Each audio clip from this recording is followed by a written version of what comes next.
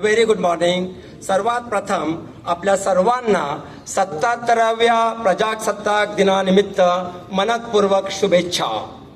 स्वतंत्र भारताच्या 77व्या प्रजासत्ताक दिनी सावित्रीबाई फुले पुणे विद्यापीठाच्या या पवित्र प्रांगणात उपस्थित व्यवस्थापन परिषद, अधिसभा, विद्या परिषद व विविध अधिकार मंडळाचे सन्माननीय सदस्य तसेच माझे सहकारी कुलगुरू प्राध्यापक डॉक्टर पराग काळकर, कुलसचिव, सर्व विद्याशाखांचे अधिष्ठाता, संचालक परीक्षा व मूल्यमापन मंडळ, विद्या व लेखा अधिकारी, सर्व प्रशालांचे संचालक, सर्व विभाग प्रमुख, प्राध्यापक, शिक्षकेतर कर्मचारी व विद्यार्थिनी, पालक व नागरिक, प्रसार माध्यमांचे प्रतिनिधी आणि मी यांचे सर्वांचे आज या स्वतंत्र भारताच्या 77व्या प्रजासत्ताक दिनी सावित्रीबाई फुले पुणे विद्यापीठात पुनश्च एकदा स्वागत करतो. आपणास माहितीच आहे, प्रजासत्ताक दिनाच्या पूर्वसंध्येला पद्म पुरस्काराची घोषणा करण्यात आलेली आहे. 2026 सालासाठी केंद्र सरकारने यावर्षी एकूण 131 व्यक्तींना हे सर्वोच्च नागरी सन्मानाने सन्मानित करण्यात आलेलं आहे. त्यामध्ये 5 पद्मविभूषण, 13 पद्मभूषण, 113 पद्मश्री पुरस्कारांचा समावेश आहे. या सर्व सन्मानार्थींच्या कार्याला सलाम व सावित्रीबाई फुले पुणे विद्यापीठाच्या वतीने आपण त्यांचं मनपूर्वक अभिनंदन करूया. टाळ्याच्या गजरात त्यांचं आपण अभिनंदन करूया. मित्रहो, आज 26 जानेवारी भारताच्या इतिहासातील हा दिवस केवळ एक तिथीचा उल्लेख नाही, तर तो भारतीय लोकशाहीच्या आत्म्याशी जोडलेला एक तेजस्वी अध्याय आहे. 77व्या वर्षी प्रजासत्ताक दिनाच्या या पवित्र क्षणी भारताच्या संविधानाने दिलेल्या मूल्यांना, स्वातंत्र्य लढ्यातील त्यागाला आणि राष्ट्र निर्मितीसाठी अखंड झटणाऱ्या कोट्यावधी भारतीयांच्या श्रमांना नमन करतो व आपल्या सर्वांच्या वतीने कृतज्ञता व्यक्त करतो. मित्रहो, आजचा दिवस हा उत्सवाचा आहेच, पण त्याहून अधिक तो आत्मपरीक्षणाचा, उत्तरदायित्वाचा आणि भविष्यासाठी नव्याने संकल्प करण्याचा दिवस आहे. स्वातंत्र्यापाठोपाठ संविधानाने सुद्धा 75 वर्ष पूर्ण केलेली आहेत. अमृत महोत्सवी वर्ष साजरे केले असले तरी 26 जानेवारी 1950 रोजी भारताने स्वतःचे संविधान स्वीकारलेले आहे. तेव्हा भारताने जगाला केवळ एक राजकीय व्यवस्था दिली नाही, तर मानवतेला एक नैतिक संदेश दिलेला आहे. या संविधानाने सांगितले आहे की सत्ता ही जनतेच्या सेवेसाठी असते, अधिकार हे कर्तव्यासाठी जोडलेले असतात आणि स्वातंत्र्य हे जबाबदारीशिवाय अपूर्ण असते. हे संविधान केवळ कायदे करणारे दस्तऐवज नाही, तर भारताच्या सामाजिक, सांस्कृतिक आणि नैतिक जीवनाचा आधारस्तंभ आहे. संविधानाच्या अमृत महोत्सवात भारतभर विविध उपक्रम घेऊन परत एकदा भूतकाळ व विकसित भारत 2047च्या वाटचालीकडे बघण्याची एक सुवर्ण संधी आपल्याला निर्माण झालेली आहे. खरे तर आज 77 वर्षानंतर ज्या वेळेला आपण मागे वळून पाहतो, तेव्हा असं लक्षात येतं की भारताचा प्रवास हा बहुरेखीय राहिलेला आहे. या प्रवासात संघर्ष होता, संकटे होती, प्रश्न होते, आव्हाने होती, पण या सर्वांवर मात करत भारताने लोकशाहीचा दीप तेवत ठेवत स्वतंत्र भारताची घौडदौड सुरू ठेवलेली आहे. जगातील अनेक राष्ट्रे अस्थिरतेकडे झुकलेली असली तरी, अनेक लोकशाही कोसळलेल्या असल्या तरी पण भारत देशाने मतभेदांवर वैर न मानता संवादात रूपांतर केलेले आहे. विविधतेला विभाजन न मानता सामर्थ्य मानलेले आहे. हीच भारताची खरी ओळख आहे आणि तीच ओळख सातत्याने राहायला हवी असं आपल्या सर्वांचा मनोमनी आपलं सर्वांचं मतही आहे. भारत हा केवळ भौगोलिक प्रदेश नाही, तर भारत ही एक जीवन दृष्टी आहे. इथे शतकानुशतके विविध विचार, धर्म, तत्वज्ञान आणि संस्कृती एकत्र नांदत आल्या. इथे मतभिन्नता व संघर्षाची नव्हे तर समृद्धीची कारणे ठरलेली आहेत. म्हणून भारत हा जगाला सहअस्तित्वाचा, सहिष्णुतेचा आणि समन्वयाचा संदेश देणारा एकमेव देश ठरलेला आहे. आजच्या जागतिक परिस्थितीत भारताची भूमिका अधिक जबाबदारीची झालेली आहे. आर्थिक, तांत्रिक आणि सामाजिक प्रगतीबरोबरच नैतिक नेतृत्व देणे ही काळाची गरज आहे. भारताची ताकद ही केवळ त्याच्या बाजारपेठेत नाही तर त्याच्या मूल्यांमध्ये आहे. भारताची ओळख केवळ त्याच्या सकल देशांतर्गत उत्पादनात नाही तर त्याच्या लोकशाही संस्कारांमध्ये आहे. या सर्व प्रवासात जेव्हा आपण विद्यापीठ म्हणून विचार करतो त्यावेळी शिक्षणाची भूमिका अत्यंत निर्णायक ठरलेली आहे. शिक्षण ही समाज परिवर्तनाची सर्वात प्रभावी शक्ती आहे. शिक्षण माणसाला केवळ माहिती देत नाही तर त्याला विचार करायला शिकवतं. शिक्षण प्रश्न विचारायला शिकवते, सत्य शोधायला शिकवते आणि अन्यायाविरुद्ध उभे राहण्याचे बळही देते. म्हणूनच कोणत्याही राष्ट्राच्या प्रगतीचा खरा मापदंड हा त्याच्या शिक्षण व्यवस्थेवर ठरतो. उच्च शिक्षण ही केवळ वैयक्तिक यशाची पायरी नाही तर ती राष्ट्र निर्मितीची प्रक्रिया आहे. विद्यापीठे हे केवळ अभ्यासक्रम पूर्ण करणारी यंत्रणा नसून ती विचारांची, मूल्यांची आणि नव्या उन्मेषाची केंद्रे असतात. इथे घडणारा प्रत्येक विद्यार्थी हा केवळ उद्याचा कर्मचारी नसतो, खरे तर तो उद्याचा नागरिकही असतो, उद्याचा नेता असतो, उद्याचा परिवर्तन करता असतो. प्रगमनशील भारताचे नागरिक हेच अंतिमतः महत्वाचं आहे. याच पार्श्वभूमीवर राष्ट्रीय शैक्षणिक धोरणाचे महत्त्व अधोरेखित करावे लागते. हे धोरण शिक्षणाकडे केवळ रोजगाराभिमुख दृष्टिकोनातून पाहत नाही तर मानवी विकासाच्या व्यापक चौकटीत पाहते. बहुविषयांचे शिक्षण, संशोधन अभिमुखता, कौशल्य विकास, डिजिटल तंत्रज्ञानाचा समन्वय, स्थानिक भाषांचा सन्मान आणि जागतिक दृष्टिकोन या सर्व घटकांचा समतोल साधण्याचा प्रयत्न या धोरणात दिसून येत आहे. आजचा विद्यार्थी केवळ एक विषयाचा तज्ज्ञ न राहता बहुआयामी व्यक्तिमत्वाचा नागरिक बनला पाहिजे. विज्ञान शिकताना त्याला समाज समजला पाहिजे, मानवता समजली पाहिजे. तसेच तंत्रज्ञान वापरताना त्याला नैतिकतेची जाणीवही असली पाहिजे आणि जागतिक व्यासपीठावर उभा राहताना त्याला आपल्या मातीतल्या मूल्यांचा अभिमान असला पाहिजे. भारतीय शिक्षणाचा खरा हाच एक उद्देश आहे आणि तोच आत्मा आहे. आज आपण अशा युगात जगत आहोत तिथे ज्ञान झपाट्याने बदलत आहे. कृत्रिम बुद्धिमत्ता, जैव तंत्रज्ञान, डिजिटल क्रांती या सगळ्यांनी मानवाच्या जीवनात अभूतपूर्व बदल घडवलेले आहेत. पण तांत्रिक प्रगतीबरोबर मानवी मूल्यांची जपवणूक करणे हीच खरी कसोटी आहे. तंत्रज्ञान माणसासाठी आहे, माणूस तंत्रज्ञानासाठी नाही हा विचार शिक्षणातून रुजवणे आवश्यक आहे. याच ठिकाणी संयुक्त राष्ट्रसंघाच्या शाश्वत विकास संकल्पनेचा विचार करायला लागतो. ही संकल्पना आपल्याला सांगते की विकास हा अल्पकालीन फायद्यासाठी न करता दीर्घकालीन कल्याणासाठी केला पाहिजे. निसर्गाचे शोषण करून होणारी प्रगती ही खऱ्या अर्थाने प्रगती नसते. पर्यावरण, समाज आणि अर्थव्यवस्था या तिन्हींचा समतोल साधणारा विकास खरा शाश्वत विकास असतो. भारताने या जागतिक दृष्टिकोनात आपली भूमिका स्पष्टपणे मांडलेली आहे. भारत हा केवळ विकास स्वीकारणारा देश नाही तर तो विकासासाठी दिशा दाखवणारा देश आहे. शिक्षण, आरोग्य, महिला सशक्तीकरण, शाश्वत शेती आणि पर्यावरण रक्षण या सर्व क्षेत्रात भारताने आपली जबाबदारी स्वीकारलेली आहे. नव्या पिढीचे नागरिक म्हणून आता तुम्ही अधिक सजग व्हायला हवे.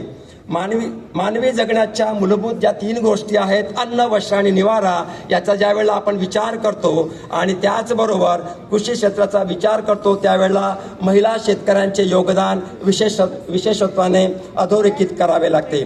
भारतीय कृषी व्यवस्थेचा आत्मा स्त्रीच्या श्रमात दडलेला आहे. ती पेरणी करते, ती कापणी करते, ती अन्न साठवते, ती कुटुंब पोसते आणि तरीही अनेकदा तिचे योगदान दुर्लक्षित राहते.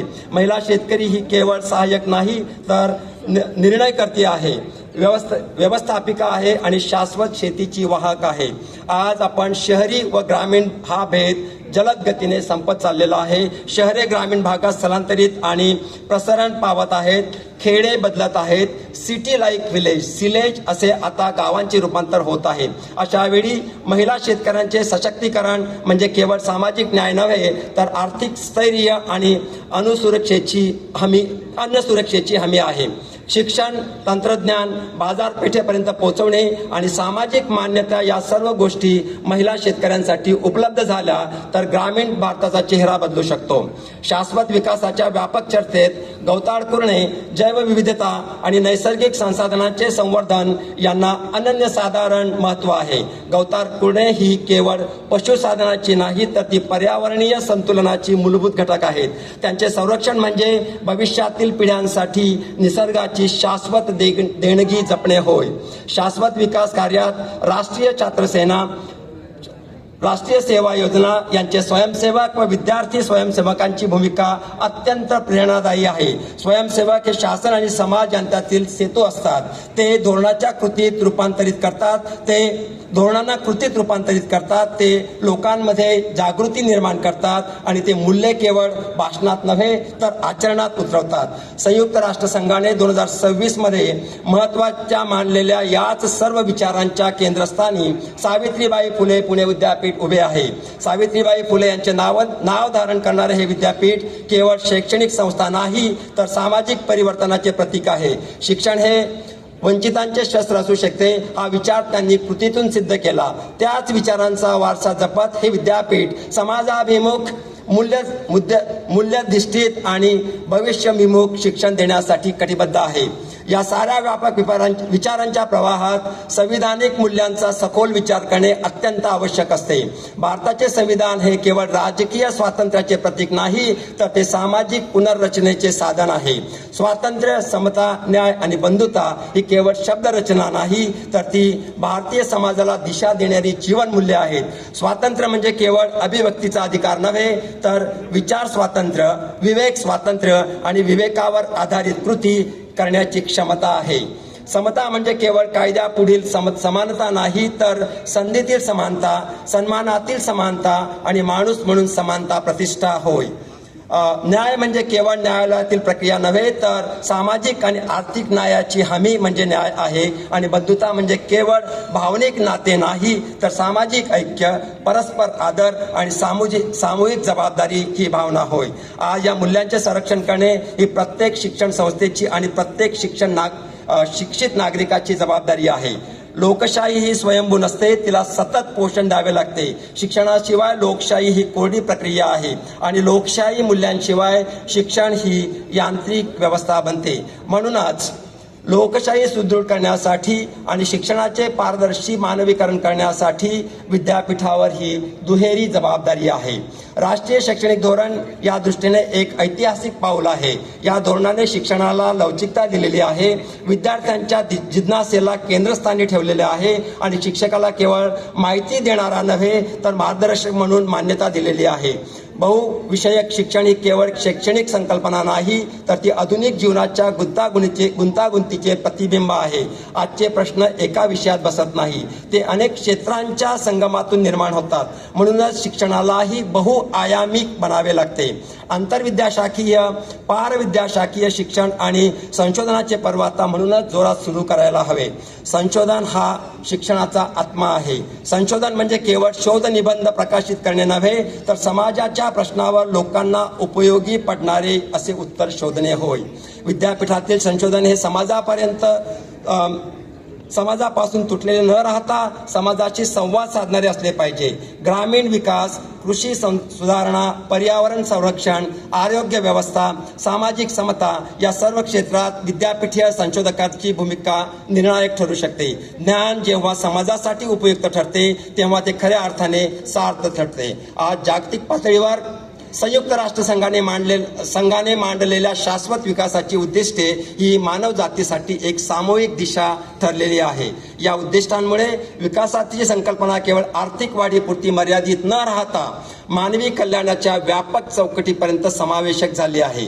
गरिबी निर्मूलन, भूकमुक्ती, दर्जेदार शिक्षण, लैंगिक समता, स्वच्छ पाणी, स्वच्छ ऊर्जा, जबाबदार उत्पादन व उपभोग, हवामान कृती आणि शाश्वत शांतता ही सर्व उद्दिष्टे परस्परांशी जोडलेली आहेत.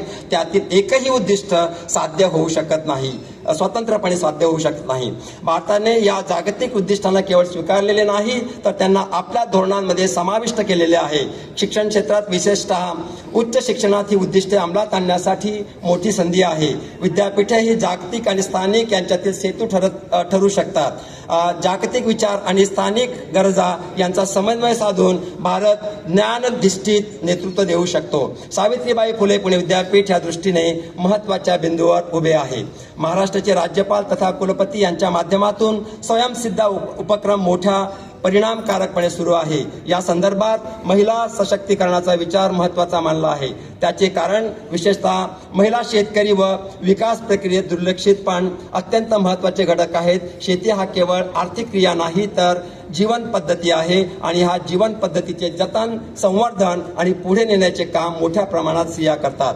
पेरणीपासून कापणीपर्यंत, बीज संवर्धनापासून अन्न प्रक्रियेपर्यंत शेतीच्या प्रत्येक टप्प्यात स्त्रीचा सहभाग आहे. महाराष्ट्रात अशी अनेक उदाहरणे आहेत. बीज माता राहीबाई पोपेरे हे त्यातील एक बोलके उदाहरण आहे. आपण त्यांना जीवन साधना गौरव पुरस्कार देऊन सन्मानित करण्यात आलेला आहे आणि आपणातून हा आबसा आपण पुढे नेऊयात. तरीही आपण ज्या वेळेला हा ॲग्रिकल्चरचा विचार करतो तर शेतीविषयक संशोधन ही काळाची गरज आहे. यासाठी स्वतंत्र कृषी विद्यापीठे असली तरी विद्यापीठाचा प्रत्येक घटकाने यात उतरायला हवे. यासाठी आपणही एखादे अद्ययावत संशोधन केंद्र सुरू करूयात. शिक्षण संस्थांनी या दिशेने संशोधन, प्रशिक्षण आणि धोरणात्मक हस्तक्षेप करणे अत्यंत आवश्यक आहे. गवताची कुरणे, जंगल, पाणी, माती आणि सर्व संसाधने अमर्यादित नाहीत. त्यांचा विवेकपूर्ण वापर आणि संवर्धन केल्याशिवाय विकास शाश्वत ठरू शकत नाही. गवताळ कुरणे ही ग्रामीण अर्थव्यवस्थेची आणि जैवविविधतेची कणा आहेत. त्याचे संरक्षण म्हणजे पशुधनांचे, अन्न साखळीचे आणि पर्यावरणीय संतुलनाचे संरक्षण होय. शाश्वत विकासाच्या कार्यात विद्यार्थी स्वयंसेवकाची भूमिका अनन्यसाधारण आहे. विद्यार्थी स्वयंसेवक म्हणजे केवळ मदत करणारे लोक नाहीत, ते समाजाचे नैतिक भान असतात. ते शासनाच्या योजनांना लोकांपर्यंत पोहोचवतात, लोकांच्या समस्या धोरणकर्त्यांपर्यंत नेतात आणि कृतीतून प्रेरणा देतात. स्वयंसेवकांच्या सहभागांशिवाय शाश्वत विकास ही संकल्पना कागदापुरतीच मर्यादित राहण्याचा धोका असतो. विद्यार्थी स्वयंसेवक, युवक संघटना, शैक्षणिक संस्था आणि नागरी समाज यांनी एकत्र येऊन पर्यावरण संवर्धन, सामाजिक समावेशन आणि ग्रामीण विकासासाठी काम करणे ही काळाची गरज आहे. शिक्षण हे केवळ वर्गखोलीत मर्यादित न ठेवता समाजाशी जोडले गेले तरच खऱ्या अर्थाने परिवर्तनकारी ठरते. या संदर्भात सावित्रीबाई फुले पुणे विद्यापीठाची जबाबदारी विशेष अधोरेखित करावी लागते. या विद्यापीठाचा वारसा हा केवळ शैक्षणिक नाही तर सामाजिक आहे. सावित्रीबाई फुले यांनी शिक्षणाच्या माध्यमातून अन्यायाला आव्हान दिले, अंधश्रद्धेला प्रश्न विचारले आणि समाजाला जागे केले. याच विचाराची प्रेरणा घेऊन विद्यापीठ आजही शिक्षणाला सामाजिक परिवर्तनाचे साधन मानते.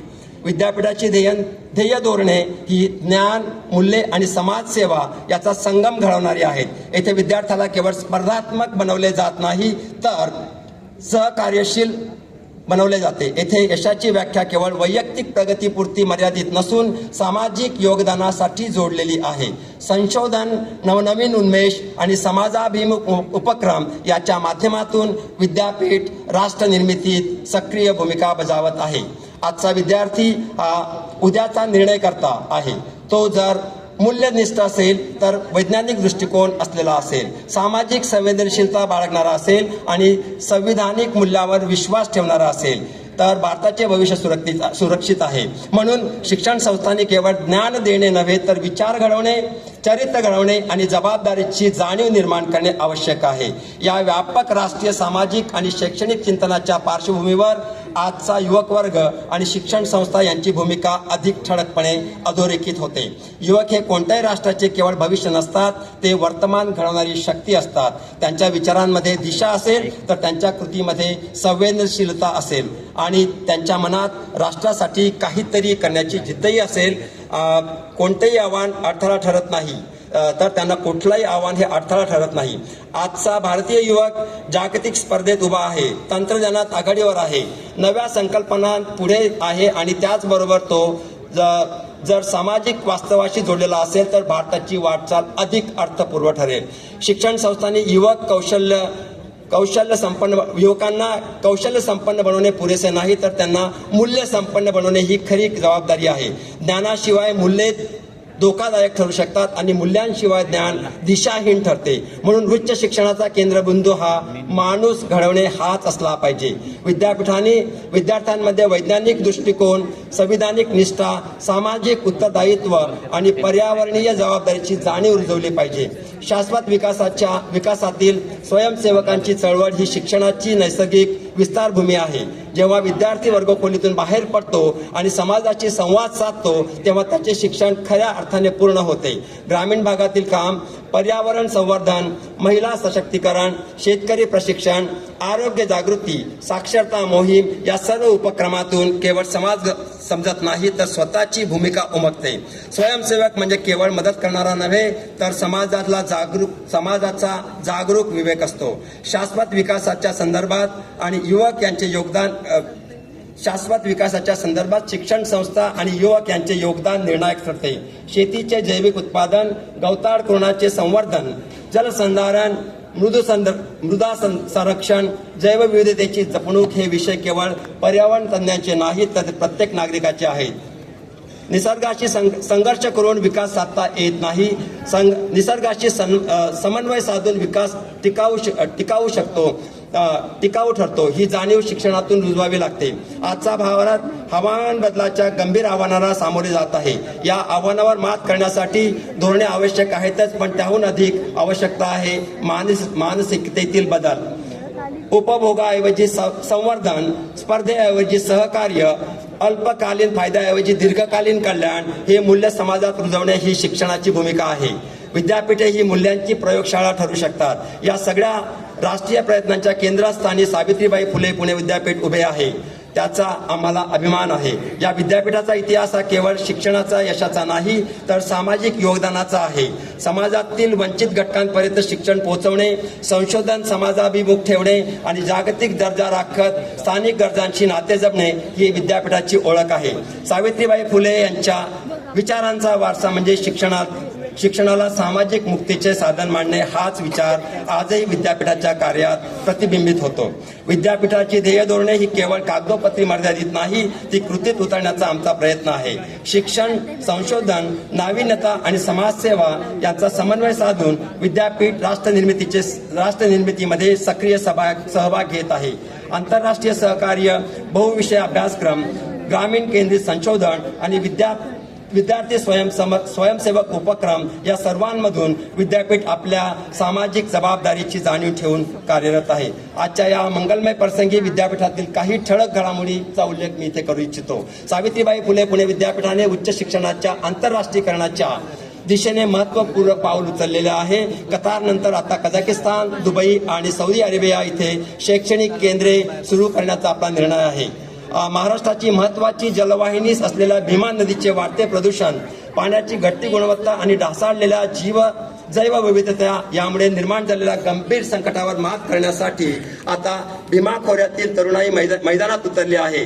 जल बिरादरी, नदी की पाठशाला, महाराष्ट्र हाऊसिंग सरकारी संस्था, गोखले इन्स्टिट्यूट आणि सावित्रीबाई फुले पुणे विद्यापीठ यांच्या संयुक्त विद्यमाने नदीच्या संवर्धनासाठी youth action for river internship यारी ह्या महत्वाकांक्षी आपण उपक्रम सुरू केलेला आहे.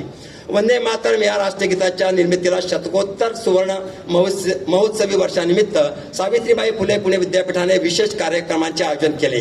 राष्ट्रभक्ती, राष्ट्रीय एकात्मता आणि भारतीय सांस्कृतिक वारसा याचे प्रतीक ठरणारा हा कार्यक्रम यशस्वीरित्या पार पडला. विद्यापीठाने अलीकडेच अमृत महोत्सवी वर्ष साजरे केल्यानंतर विद्यापीठाचे मुद्रणालयही आता अमृत महोत्सवी वर्ष साजरे करत आहे. गेल्या 75 वर्षाच्या कालावधीमध्ये विद्यापीठाच्या मुद्रणालयाने अनेक महत्वाचे व दर्जेदार पुस्तके प्रकाशित केली असून येत्या काळात नवीन मराठी भाषेत आपण विद्यापीठाचं प्रकाशन म्हणून हे पुस्तके प्रकाशित करणार आहोत. विद्यार्थ्यांना उद्योग जगतातील प्रत्यक्ष अनुभवातून प्रेरणा मिळावी, तसेच त्यांना नवोन्मेषाच्या दिशेने सक्षम करता यावे या उद्देशाने एसपीपीयू स्टार्टअप टॉक सिरीज तरुण उद्योजकांशी संवाद हा उपक्रम सुरू करण्यात आलेला आहे. या उपक्रमाच्या माध्यमातून तरुण उद्योजक थेट महाविद्यालयीन विद्यार्थ्यांशी संवाद साधण्याला त्यांना संधी मिळणार आहे. सिकल सेल अॅनिमियावर तंत्रज्ञानाच्या माध्यमातून उपाय शोधण्याचा प्रयत्न करण्यात आलेला आहे. सावित्रीबाई फुले पुणे विद्यापीठाच्या रसायनशास्त्राच्या विभागातील डॉक्टर पूजा जोशी यांनी त्यांच्या संशोधनातून कृत्रिम बुद्धिमत्तेवर आधारित सिकल आधार ॲप ही एक एकात्मिक डिजिटल प्रणाली विकसित केलेली असून ही प्रणाली सिकल सेल रुग्णांचे जीवनमान उंचवण्यासाठी उपयुक्त ठरणार आहे. सावित्रीबाई फुले पुणे विद्यापीठाच्या परिसरात गणेश किन पोस्ट ऑफिस हे नेक्स्ट जनरेशन पोस्ट ऑफिसचे उद्घाटन करण्यात आलेलं आहे. गुजरात येथे नुकत्याच पार पडलेल्या अन्वेषण या राष्ट्रीय स्तरावरील संशोधन प्रकल्प स्पर्धेत पुणे विद्यापीठाच्या सावित्रीबाई फुले पुणे विद्यापीठाच्या विद्यार्थ्यांनी उल्लेखनीय कामगिरी केलेली आहे. त्यामध्ये सावित्रीबाई फुले पुणे विद्यापीठाला दुसरे, तिसरे आणि चौथे असे 6 पैकी 4 पारितोषिक आपल्याला मिळालेले आहेत. विद्यापीठ परिसरातील जे 56 डिपार्टमेंट आहे त्यांच्या रँकिंगचा भाग म्हणून नुकत्याच पार पडलेल्या युनिव्हर्सिटी डिपार्टमेंट रँकिंग फ्रेमवर्कमध्ये सावित्रीबाई फुले पुणे विद्यापीठाच्या department of physics, department of botany आणि डिपार्टमेंट ऑफ बायोटेक्नॉलॉजी यांनी सायन्स अँड टेक्नॉलॉजीमध्ये नंबर पटकावलेला आहे. त्यांचं आपण कौतुक करूया. आता मी माझ्या भाषणाच्या शेवटाकडे येत आहे. भारताचा प्रजासत्ताक दिन आपल्याला सातत्याने आठवण करून देतो की अधिकारांइतकीच कर्तव्यही महत्वाची आहेत. संविधानाने आपल्याला स्वातंत्र्य दिले आहे, पण त्या स्वातंत्र्याचा उपयोग समाजाच्या हितासाठी करणे आणि ही आपली खरोतर जबाबदारी आहे. लोकशाही ही केवळ मतदानापुरती मर्यादित नसून ती रोजच्या आचरणात जिवंत ठेवावी लागते. सहिष्णुता, संवाद, परस्पर आदर आणि सामाजिक ऐक्य या मूल्यांवरच लोकशाही उभी असते. आजच्या या पवित्र दिवशी आपल्या सर्वांनी एकत्रितपणे संकल्प करायला हवा.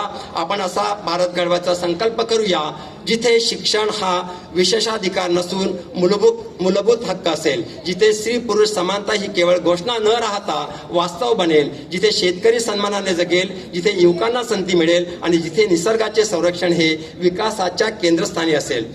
भारताची महानता ही केवळ त्याच्या प्राचीन परंपरेत नाही तर ती आहे त्यांच्या नव्या विचारांमध्येही महानता आहे. भारताची ताकद ही केवळ त्यांच्या संकेत नाही तर त्यांच्या संवेदनशीलतेतही आहे आणि भारताचे भविष्य हे केवळ त्यांच्या योजनांवर नाही तर आपल्या मूल्यांवर अवलंबून आहे. प्रत्येक शिक्षक, प्रत्येक विद्यार्थी आणि प्रत्येक शेतकरी, प्रत्येक स्वयंसेवक, प्रत्येक नागरिक हे सर्व भारताच्या भविष्यातील शिल्पकार आहेत. आजच्या या प्रजासत्ताक दिनी आपल्या सर्वांनी आपल्या अंतःकरणात एक विश्वास दृढ करूयात की भारत हा केवळ जगातील एक देश नाही तर तो मानवतेसाठीचा एक स्वयंपूर्ण शक्य कोटीतील आशा आहे. ही आशा जिवंत ठेवणे, तिला बळ देणे आणि तिला वास्तवात उतरवणे ही आपली सामूहिक जबाबदारी आहे. या भावनेने, या विश्वासाने आणि या दृढ संकल्पाने मी आपल्या सर्वांना 77व्या प्रजासत्ताक दिनाच्या पुन्हा एकदा हार्दिक शुभेच्छा देतो. आपण सर्वजण संविधानाच्या मूल्यांना निष्ठावंत राहूया, शिक्षणाच्या माध्यमातून समाज बदलूयात आणि भारतातील अधिक न्याय, समाजवादी, समतावादी आणि शाश्वत राष्ट्र बनवण्यासाठी एकत्र कार्य करूयात. वंदे मातरम. जय हिंद, जय महाराष्ट्र, जय भारत.